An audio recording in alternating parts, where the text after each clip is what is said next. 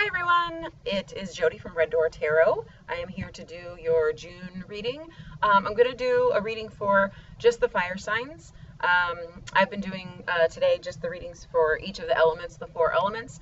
I'm sorry I don't have time to pick out reading every day for you guys or every week or whatever. I'm really trying to balance a lot in my life right now, including paintings and tattoo work and kids and all kinds of stuff, and travel. I've been trying to travel more, so that's always nice.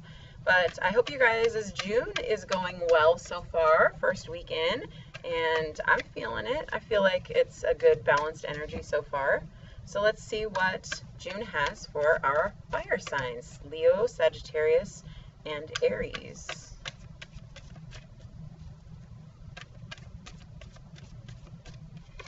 There's a card that wants to come out. Speaking of balance, we've got the Two of Pentacles coming straight out. Okay, so you guys got some stuff going on.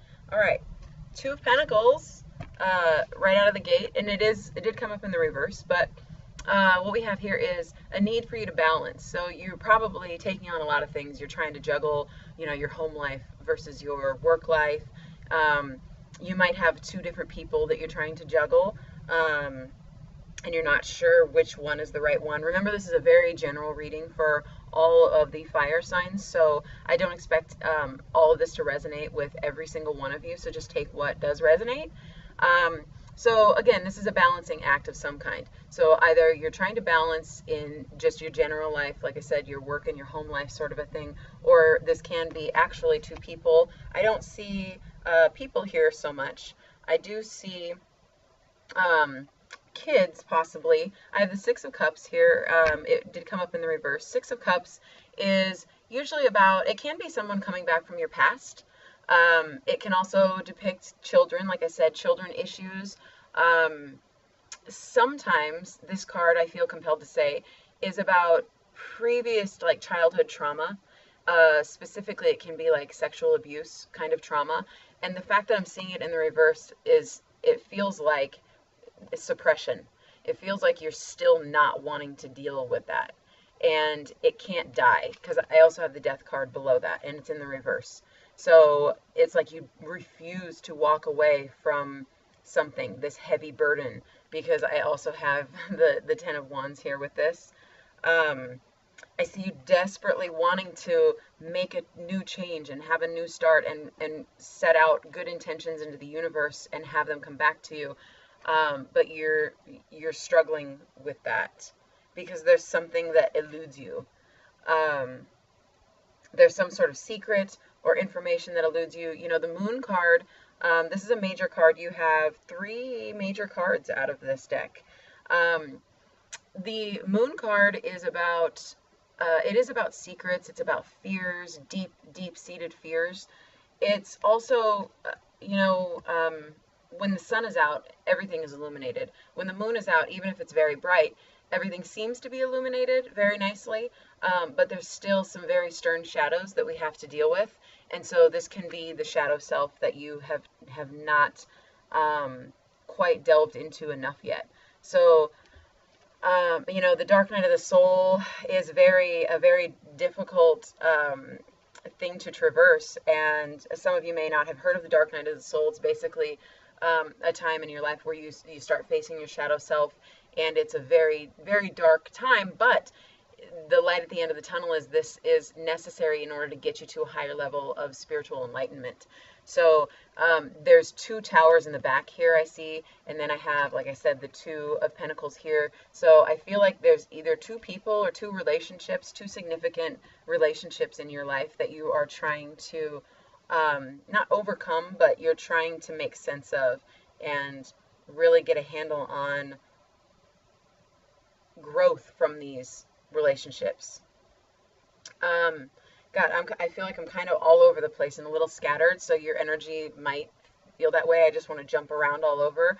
And like I said, with the Two of Pentacles, you may be juggling a lot of things and you're just kind of jumping around. You're taking kids to softball and you're going to work and pulling a double shift and you've got to, work at home. And mow the lawn. I know this time of year there's a lot of outside chores to be done as well, and I do see some like gardening and tending to plants and so forth. So gardening might be an important aspect of your life, but this also indicates some type of divine timing and patience, where you're waiting very patiently. She's got this plant and she's got these crystals around the plant, so she's very tentative to watering this plant and the timing that is needed in order to help this plant come to full fruition.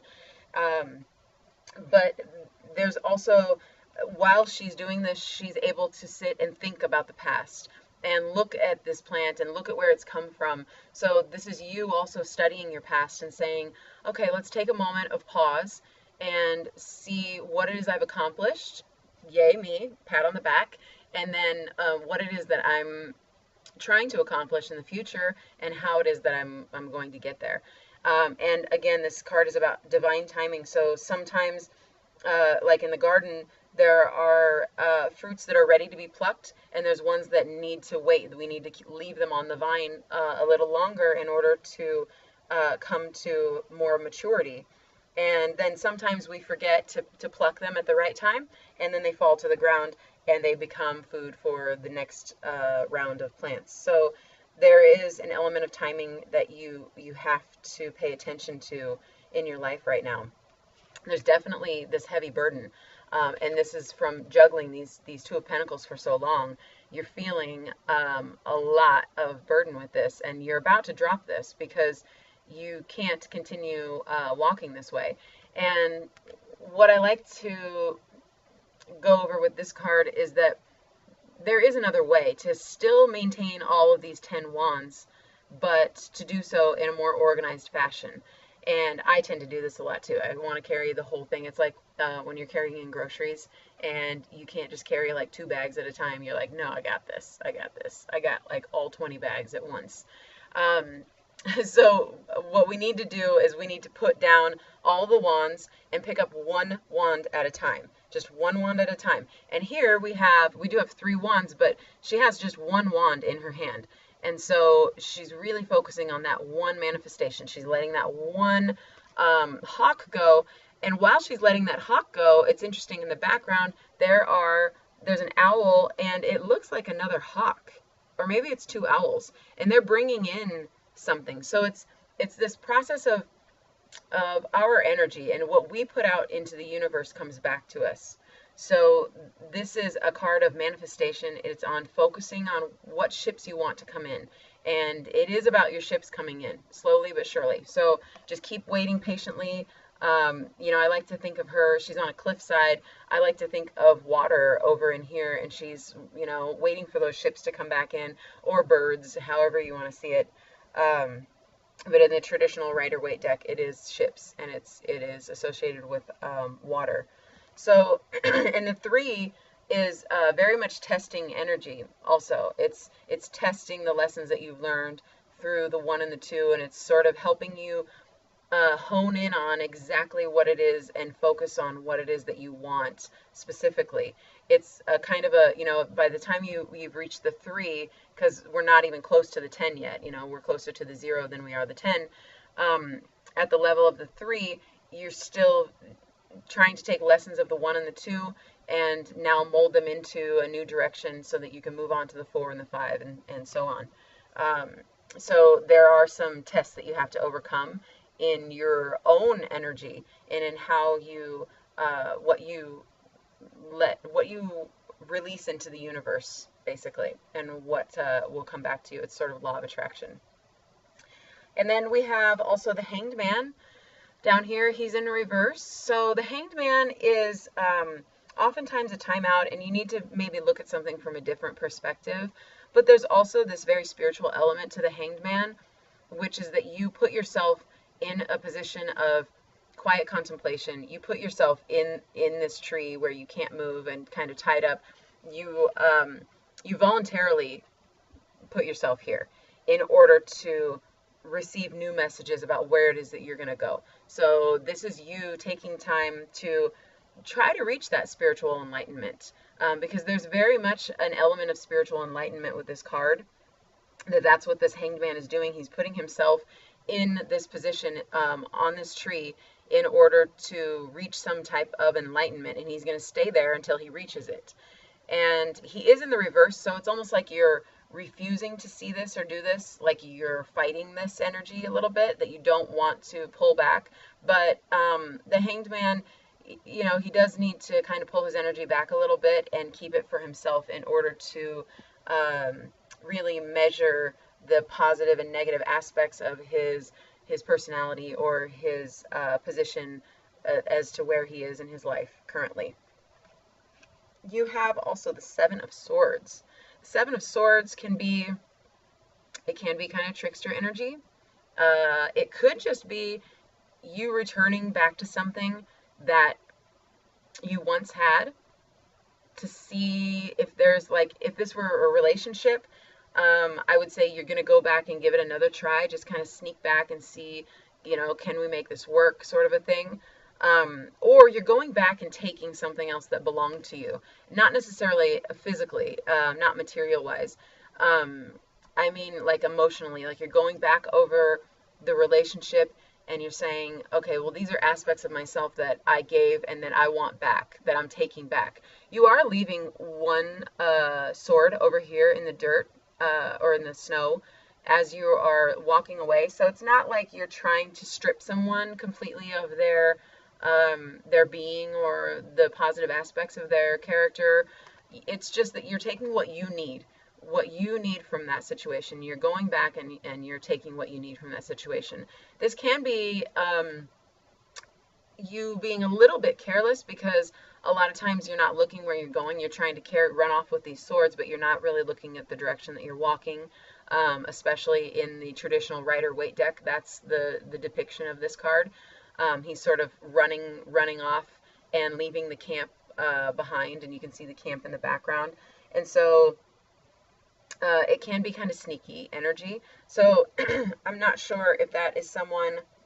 Let me just take a second to look at all these cards for you here.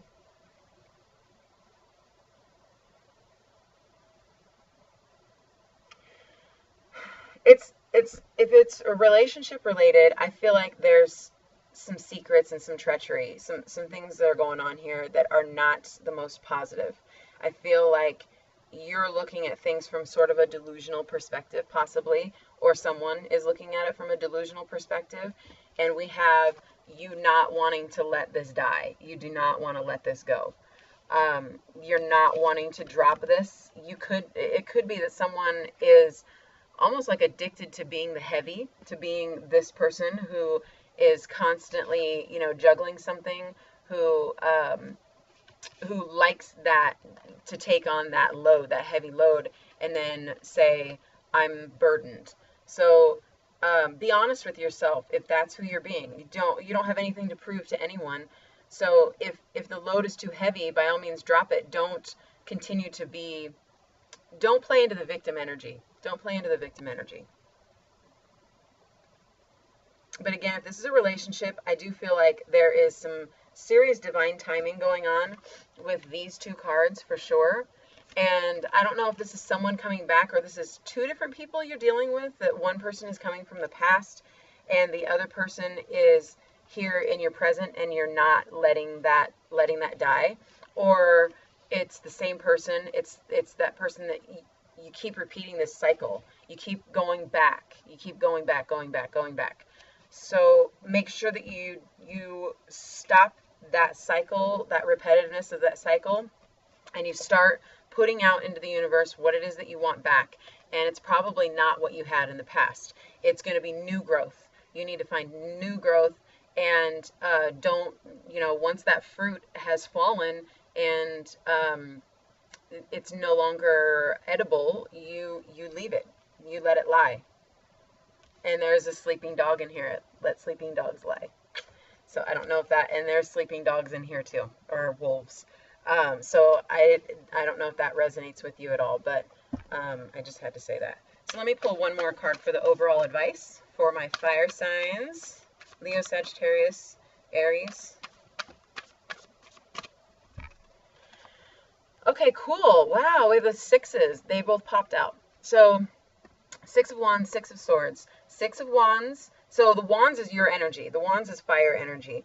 Just so you know. So the Six of Wands is, it's so interesting because look at this. We have, this is the same person. So this is the one who, you know, who let that stuff out into the universe, who put positive energy out into the universe, and now she's reaping the rewards by having this victory. This is either a victory card, or it's like you're being recognized by your peers or co-workers, or you're being recognized for the work that you've done or for the character that you've built within yourself. And it's some kind of public recognition. Okay? Some kind of public recognition, some kind of victory. I love that. So the Six of Swords, we do have it in the reverse, but the Six of Swords is, it's about moving away from one shoreline and going towards another. This could be a physical move. This could be you're moving from one house to another, one town to another. You could be traveling, specifically by water for sure, or a place where that there is a lot of water. With this card though, it's this guy right here would be symbolic of the Hermit, and he's helping ferry her across to this new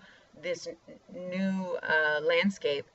And it's almost as if she has an offering. It's like a sacrifice she has here.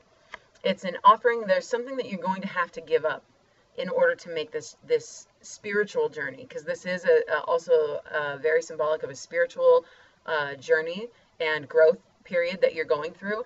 And with the sixes, it's like after the conflict of the five, you're now assimilating what it is that you have learned all the way from the 0 to the 5, and now you're at the 6, and you still have this sort of protective, the swords are all around her, if you can see, sort of like a fence, a protective fence. So you're kind of protecting your energy, but you're also willing to give something of yourself up for this for this new level of growth and spirituality.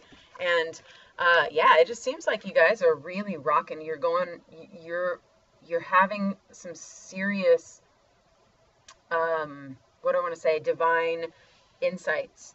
You might be having a lot of dreams too. So pay attention to your dreams for sure. But I feel like the fire signs are going through some real serious spiritual growth right now.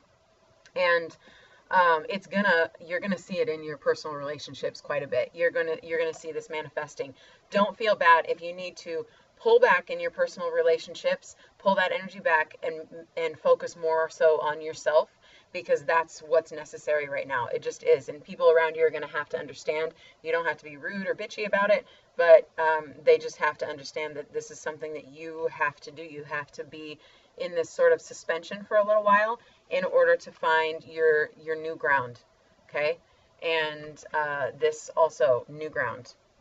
You're building something new with your energy. I like it. And don't forget to let things die. If it needs to die, let it die. And that is Scorpio energy also, I believe. It is, there's something going on with Scorpio. I'm not an astrologer, so I wish I was. I wish I understood astrology more. I do on some level, but I don't keep up on it. So let's see. Your numerology card is Patience. I like that. You know, I've never pulled this card, I don't think ever, from this numerology deck. I don't use it that frequently, but yeah, I don't think I've ever seen this card. I would remember that bright orange. Now, this orange is also reminiscent of the oranges that I'm seeing in these cards here.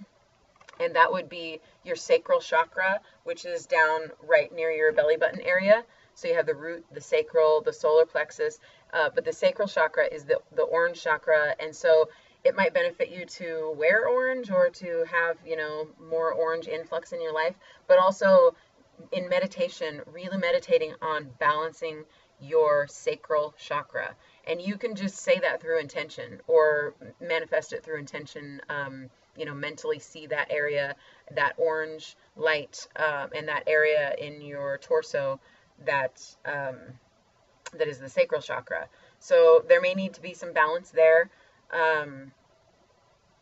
And obviously, yes, patience overall. Patience with yourself, patience with others, but especially patience with yourself, I think is very necessary at this time, because you need to sort some things out and let some things fall away for a while and really gain a new grip on what it is that you're doing and where you're going and that sort of thing. Okay, so that is the reading that I have for you, my dear fire signs. I hope this resonated.